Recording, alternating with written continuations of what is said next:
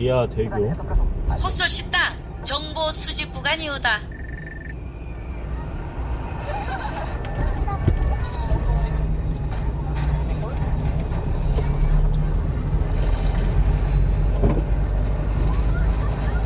그렇게 방역에 나선 일행들.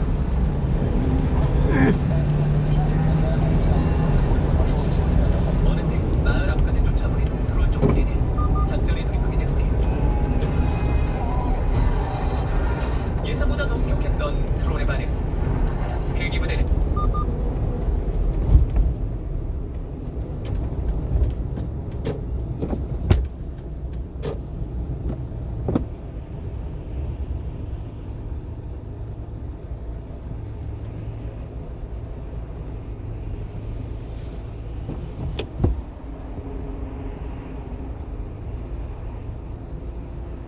약 600m 앞에서 성산대교, 광명 방면 왼쪽 지하차도로 진입하세요.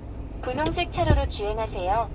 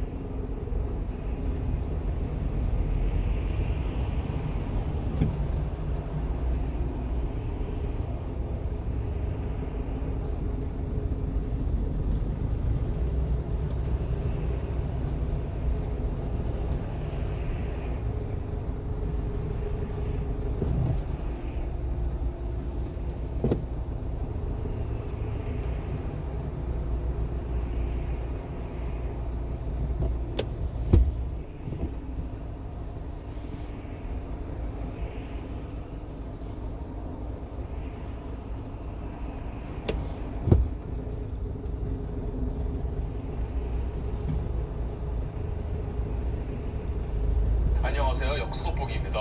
오랜만에 돌아온 대하사극 고려거란전쟁의 인기에 따라 그 어느 때보다 고려거란전쟁이 주목받고 있습니다.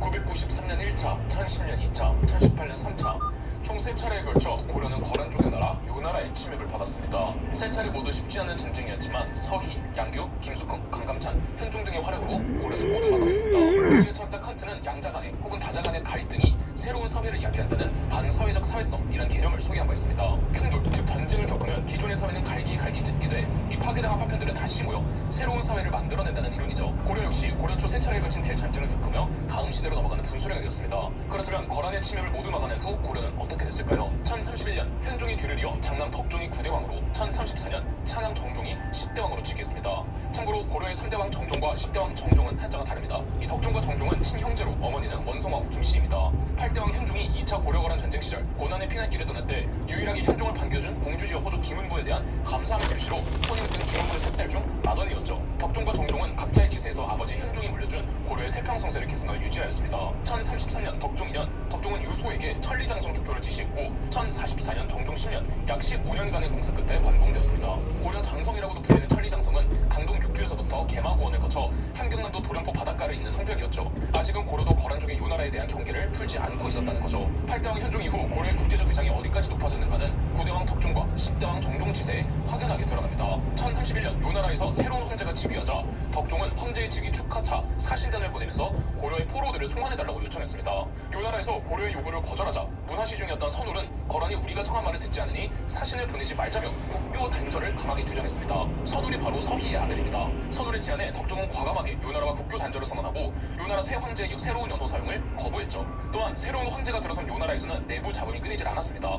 이 과정에서 요나라인 상당수가 고려로 망명해왔고 1033년 요나라군 일부가 강동 육주의 정주를 침공해오는 소규모 국지전이 벌어지기도 했죠. 덕종의 천리장성 축조 사업이 이때의 사건을 계기로 시작했던 거고요. 1035년 정종 5년 요나라는 고려 정부에 통첩을 보내와 덕종 시절 단절한 국교로 회복해달라고 요구하며 천리장성 축조에 대해서도 불만을 토로했습니다. 통첩의 문체가 대단히 거만했기에 정종은 다음과 같이 회답하며 사실상 요나라 측 요구를 전부 무시하고 오히려 고려 측 요구를 주장했죠. 고려는 이미 여러 차례 사신단을 파견했기에 국교 단절이라고 볼 수 없으며 천리장성 축조는 국가의 필수적인 사업인지라 외국인 요나라에서 왈가왈부할 수 없고 하루빨리 요나라에 억류되어 있는 포로들을 풀어주시오. 심지어 회신의 마지막 구절에서는 다음과 같이 회답하며 조롱하는 듯한 뉘앙스도 풍기죠. 요나라 황제께서 보내온 공문에서 지적한 사항은 아무리 자세히 살펴보아도 그냥 우스개로 한 말인 듯합니다. 정말 고려 조정의 대단한 자신감입니다. 1037년 정종 3년 요나라 요나라 수군이 압록강을 공격했다는 기사가 있으나 자세한 내용이 없는 것으로 보아 아무 일 없이 소동 정도로 끝난 것으로 보입니다. 요나라는 고려의 태도를 괘씸하게 여겼겠지만 할 수 있는 거라곤 국경지대에서 이렇게 겁을 주는 것뿐이었습니다. 물론 고려 조정은 겁을 먹지 않았지만 말이죠. 요나라도 고려를 함부로 공격하거나 이전처럼 대규모 전쟁을 일으키지 못할 수준으로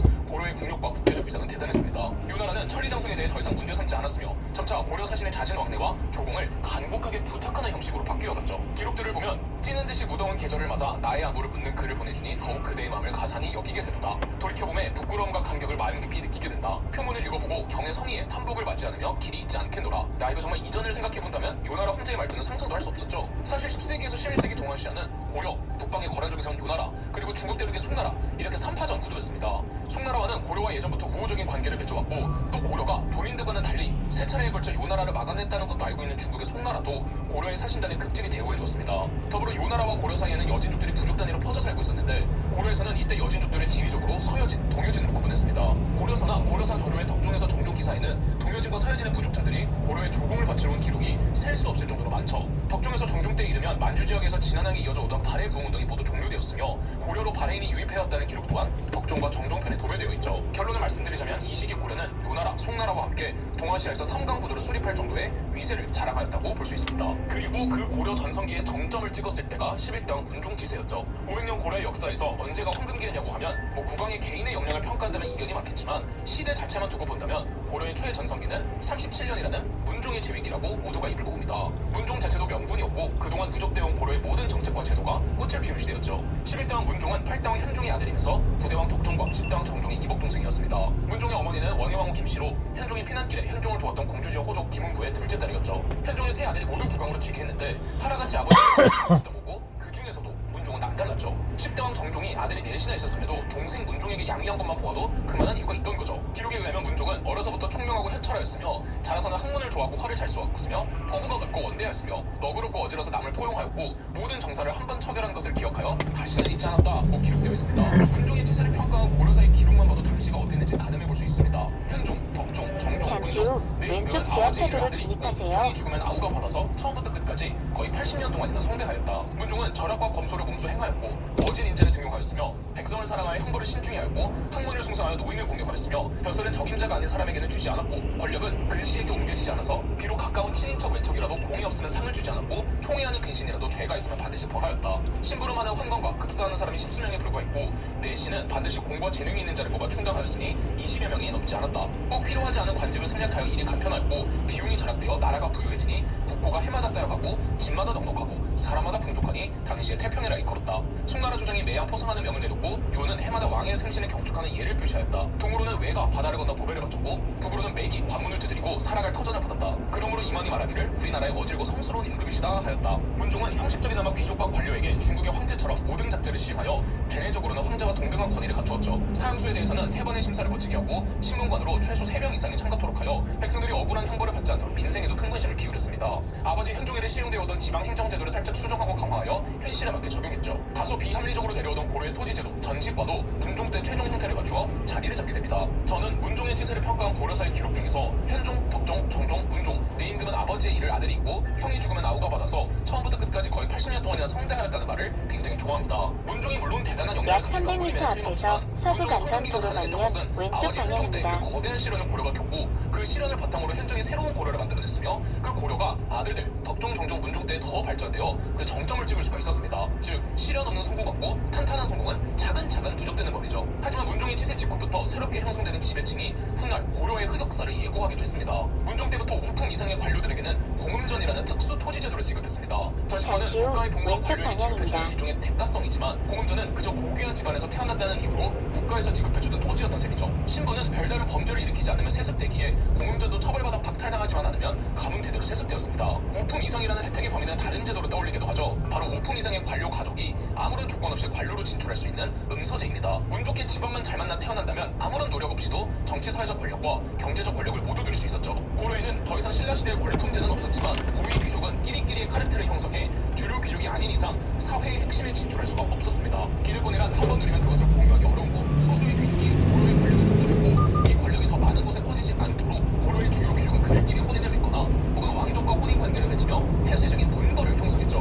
고려의 지배 세력은 이제 문벌 귀족으로 전환되며 고려의 역사는 문벌 귀족의 폐단이 쌓이는 두 번째 시기로 넘어갔다.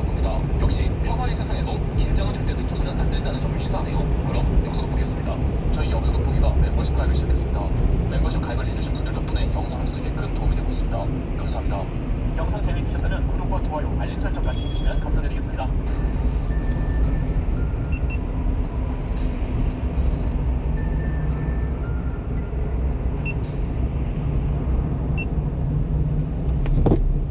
맛좀 몰래 태평양에서 가장 발감용 참치, 알바코와 방다랑어 통살, 현지의 맛과 풍미를 한껏 살린 트러플 참치와 마라 참치, 맛이 보이는 확실한 차이.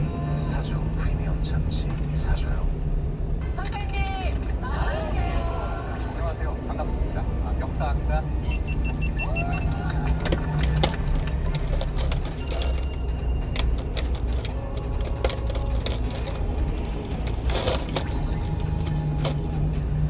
고려의 폐행, 조선의 거울이다. 고려는 원래 왕과 애적인 관계에 있는 사람들이 정치에 참여하지